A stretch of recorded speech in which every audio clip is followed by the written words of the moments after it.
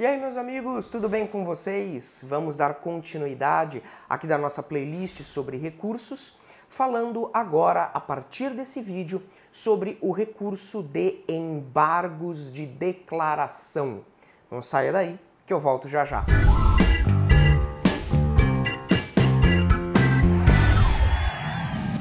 Muito bem, meus amigos, então nós estamos dando sequência ao estudo dos recursos em espécie no novo CPC, e agora nós chegamos ao momento, pela ordem do código, de estudar os embargos de declaração. Vejam vocês, os embargos de declaração, trata-se aí de um recurso extremamente usado na prática, né? Mas ele é um recurso um pouco diferente dos que nós estudamos até o presente momento. Por que eu digo que ele é diferente? Porque se você pegar o recurso de apelação, o recurso de agravo de instrumento e o próprio recurso de agravo interno, nós conseguimos perceber que esses recursos buscam, de alguma forma, modificar a decisão que foi proferida. Tá? Então, a apelação busca mudar, alterar o que foi decidido na sentença. O agravo de instrumento quer mudar o que foi decidido numa decisão interlocutória. E o agravo interno quer mudar a decisão monocrática do relator. Portanto, o que acontece aí nesses recursos, todos eles têm esse mesmo objetivo comum. Os embargos de declaração não. Os embargos de declaração são diferentes porque eles não objetivam mudar uma decisão.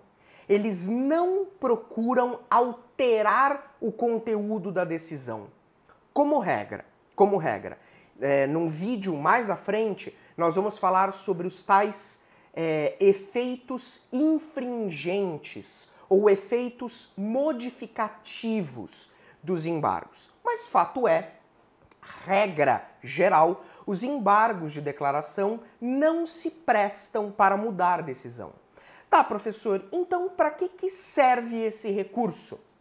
A doutrina aponta que os embargos de declaração servem para nós aprimorarmos uma decisão, para nós melhorarmos uma decisão. Percebe? Eventualmente, para nós corrigirmos uma decisão judicial. Então, a ideia dos embargos não é mudar o que foi decidido, mas simplesmente melhorar a decisão. Melhorar no sentido de que aquela decisão ela tem algum problema. Não uma nulidade, mas ela tem alguma coisa que pode ser melhorada. Repito, sem se alterar a essência daquilo que foi decidido. Então, em regra, não é por meio dos embargos de declaração que, por exemplo, eu vou transformar uma sentença improcedente em procedente. Não, isso aí é papel do recurso de apelação, ok? Tá, professor, beleza. Então já entendi, os embargos de declaração, eles não se prestam para alterar uma decisão judicial. Eles então objetivam melhorar uma decisão, aperfeiçoar uma decisão.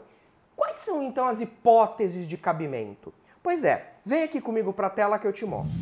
Então olha só, vem aqui para a nossa tela, como você pode ver, eu já tomei a liberdade de escrever aqui o artigo em que nós vamos encontrar as hipóteses de cabimento dos embargos de declaração. É, portanto, o artigo 1022 do Código de Processo Civil, o artigo que vai trazer em quais situações os embargos de declaração podem ser manejados. E eu já te adianto que nós vamos ter 4 hipóteses de cabimento. A primeira hipótese é a hipótese em que existe obscuridade da decisão. Então, a primeira hipótese é a hipótese de obscuridade da decisão. Tá, professor, no que consiste essa hipótese de obscuridade? Obscuridade significa falta de clareza da decisão judicial. A decisão não é clara. Perceba, se uma decisão judicial é obscura, eu digo que essa decisão judicial ela tem um problema na sua redação. A redação da sentença, do acórdão, da interlocutória não é clara. Percebe?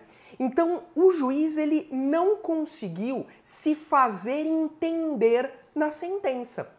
Então, é aquela sentença, eu falo sentença, mas veja, os embargos de declaração são cabíveis contra qualquer tipo de decisão judicial. Sentença, acórdão, decisões interlocutórias e, inclusive, decisões monocráticas proferidas por relator. Então, os embargos de declaração, trata-se aí de um recurso que pode ser manejado contra qualquer decisão judicial, tá? Agora, quando uma decisão é obscura, significa que a parte não consegue entender o que o juiz decidiu. Percebe? Então, nesses casos, o que os embargos de declaração buscam? Buscam aclarar a decisão. É como se você pedisse, juiz, será que você poderia explicar melhor o que você decidiu? Você julgou a ação procedente ou improcedente? Quais foram os seus fundamentos? Porque eu não consegui entender. Então, às vezes, por exemplo, o juiz ele escreve de uma forma muito prolixa. Às vezes, o juiz tem uma redação truncada, não consegue desenvolver o raciocínio, né? Às vezes a gente até encontra pessoas assim no nosso dia a dia, pessoas que raciocinam muito bem, mas têm uma dificuldade imensa de transmitir aquilo para o papel, né? E aí acaba gerando as decisões obscuras, tá bom? Próxima hipótese de cabimento, vem aqui comigo para a tela. Como segunda hipótese de cabimento, nós temos a contradição. Contradição. Ou seja, a decisão judicial, ela é contraditória. Contraditória, professor? É isso mesmo. Veja, existem várias situações, existem vários casos práticos em que uma decisão pode se mostrar contraditória, né? Mas sempre que eu estou lecionando embargo de declaração, o exemplo que eu dou para os meus alunos é mais ou menos o seguinte. Imagina que você tem aí a notícia de que no teu processo o juiz deu sentença. Então você vai correndo lá no site, né? Hoje, processos digitais, eletrônicos, você entra no site e acessa a sentença. Aí você começa a ler, né? Você lê o relatório não te diz muita coisa, porque o relatório nada mais é do que um breve resumo dos fatos mais importantes do processo. Aí você começa a ler a fundamentação. E aí você começa a ler o juiz fundamentando a análise das provas, e aí você lê. Quando você está chegando no final da fundamentação, você diz assim, meu Deus, o juiz vai julgar procedente. Graças a Deus, eu vou ganhar a ação. Então estou vendo aqui os fundamentos, tudo está dizendo, tudo está mostrando que o juiz está a meu favor. Então ele vai dar a procedência. Quando eu finalmente chego na parte dispositiva da sentença, qual é a minha surpresa? Improcedente. Vê aquela frase que dá até calafrio. Julgo improcedente a presente ação. E aí você fica sem entender nada, porque você leu a fundamentação dava a entender que haveria a procedência, mas você chegou no final e teve improcedência. Há uma contradição entre aquilo que foi decidido e, no exemplo que eu estou dando, a fundamentação. Tudo bem? Então, nesses casos... E aí, você foi contraditório nesse caso? né? Ou então o juiz é contraditório quando analisa um determinado fundamento dentro lá da sentença, fala, ô juiz, você está sendo contraditório aqui. Uma hora você fala que teve dano, outra hora você fala que não teve dano. Afinal, teve dano ou não teve? Então, embargo de declaração. Tudo bem? Volta aqui comigo, terceira hipótese. A terceira hipótese é a hipótese de omissão. Terceira hipótese é a hipótese de omissão. Decisão judicial omissa. Bom, aqui é bastante simples da gente entender o que o código quer dizer. Se eu tenho uma decisão judicial omissa, os embargos de declaração servem para complementar essa decisão. Então, um exemplo clássico, né? Pensa numa ação em que houve cumulação de pedidos. Eu fiz 2 pedidos para o juiz, né? Eu pedi danos materiais por causa de um acidente de trânsito e também aí coloquei um pedido de danos morais. Só que o que acontece? O juiz só analisa os danos materiais. Ele só analisa os danos materiais. Quando chega na sentença, o juiz não falou nada sobre os danos morais. Fala, opa, pera um pouco. Eu posso colocar para o juiz 300 pedidos. Ele tem a obrigação de responder a todos. Seja de forma positiva, seja de forma negativa. Mas ele tem o dever de analisar todos os pedidos formulados. Percebe? Nesse caso, eu entro com embargos de declaração para suprir a omissão da decisão. Perceba, aqui no Brasil, nós não admitimos o princípio do non liquet. Já ouviram falar dessa expressão? Non liquet. Vem aqui comigo para a tela. Aqui no Brasil, nós não toleramos o chamado non liquet. O que significa, né, essa expressão que vem do latim? Gente, o non liquet, a grosso modo, significa não decido, não analiso o pedido. Ué, como assim? Muito antigamente, lá nos séculos passados, nos primórdios, era possível que o juiz invocasse, lá na Roma antiga, né, por exemplo, dentre outros, o juiz podia alegar o non liquet, ou seja, o juiz deixava de analisar uma questão, deixava de decidir uma questão, alegando que não havia solução para aquilo. Não havia lei. Então o juiz falava, olha, isso aqui que você está me pedindo, eu não vou analisar. Eu não vou nem dizer que sim, nem dizer que não. Porque não existe fonte normativa para eu analisar esse pedido. Não tem lei tratando sobre o assunto, então eu não vou analisar. Veja, isso hoje, aqui no Brasil, isso é totalmente proibido. Conforme eu disse, o juiz ele tem a obrigação de julgar. Não importa se existe lei sobre aquele assunto ou não. Tanto é que o nosso ordenamento jurídico, ele prevê várias fontes de direito que o juiz pode se socorrer se ele não conseguir encontrar a solução na lei. Porque, de fato, existem assuntos, né, muito novos que, às vezes, não tem uma previsão legal. Te dou um exemplo, né? Nós estamos aqui gravando esse vídeo em novembro de 2018. Então, estamos no final de 2018. Até o presente momento, não existe uma lei, não existe uma regulamentação clara sobre os tais aplicativos de residências, de apartamentos, né? Casas para breves locações. O famoso Airbnb, dentre outros, né? Esses aplicativos, esse tipo de locação, não existe lei sobre esse tema. Tanto é que hoje nós temos uma polêmica imensa nos tribunais, porque alguns julgadores admitem, outros não. Então, atualmente, o que está acontecendo? Cada condomínio, cada prédio tem a sua própria convenção dizendo se aceita o Airbnb ou se não aceita. Mas quando um problema dessa natureza chega ao Poder Judiciário, é uma confusão, porque o juiz não tem como decidir de forma segura, porque ainda não existe lei.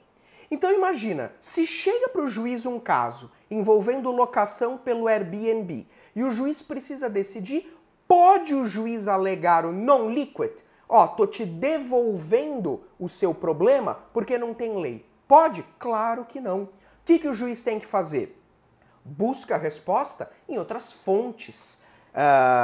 Jurisprudência, costumes, princípios gerais de direito, direito comparado, analogia, enfim, te vira. O que não dá é para o non-liquid. Não dá para usar o non-liquid.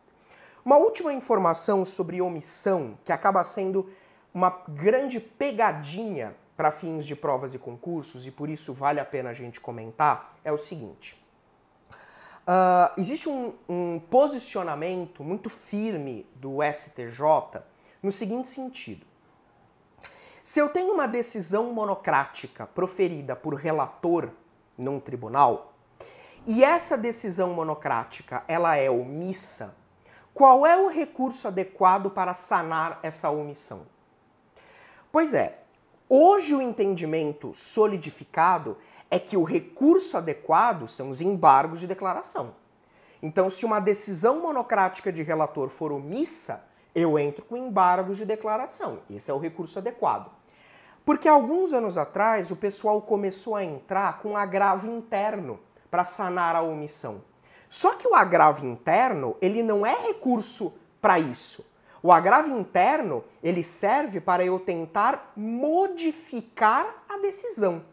O agravo interno, ele serve para eu tentar reverter, modificar a decisão monocrática. Tudo bem? Ele não se presta, portanto, a sanar omissão. Então, se você tem uma decisão monocrática de relator omissa, embargos de declaração.